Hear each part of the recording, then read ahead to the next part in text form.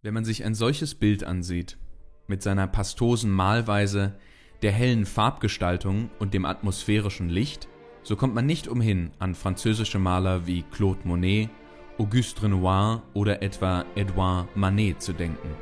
Tatsächlich stammt dieses Gemälde aus dem Jahr 1906 von einem Weimarer Landschaftsmaler, nämlich Theodor Hagen. Wie kam ein deutscher Künstler dazu, ein solches Bild zu malen?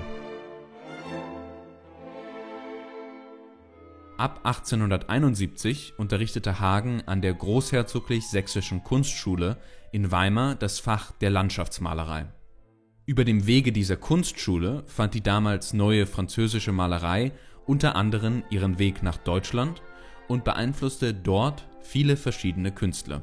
Diese Entwicklung wurde ermöglicht durch den Großherzog Karl Alexander.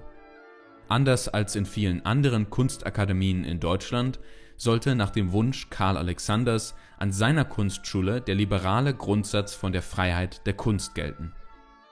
Dadurch sollte Weimar nach der klassischen Blüte um 1800 mit Goethe und Schiller erneut zu einem geistig-kulturellen Zentrum und Vorreiter in Deutschland werden. In Frankreich war es nämlich die Landschaftsmalerei, welche an der vordersten Front der künstlerischen Entwicklung stand.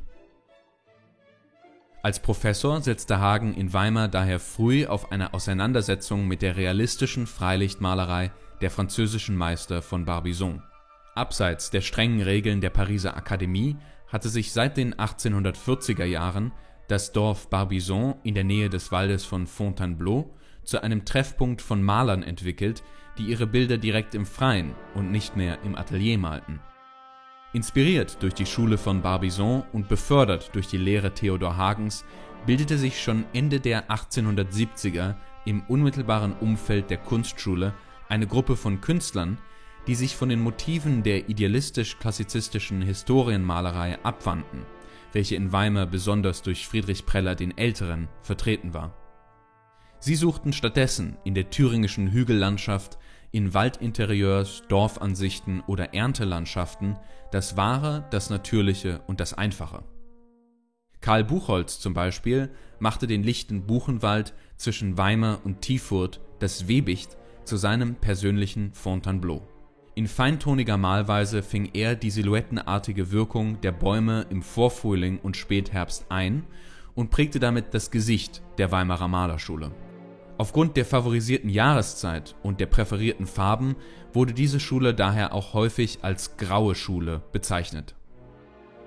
Christian Rohlfs hingegen bevorzugte ab den 1880er Jahren die alten waldbewachsenen Schanzengräben im Süden Weimars.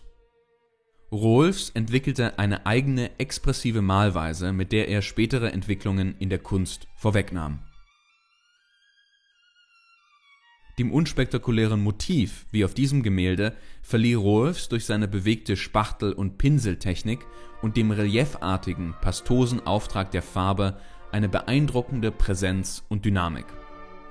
Diese fruchtbare Orientierung der Weimarer Künstler an der Schule von Barbizon und ihrem Realismus brachte nicht nur die Freilichtmalerei, sondern kurz darauf auch den Impressionismus und Pointillismus aus Frankreich nach Weimar.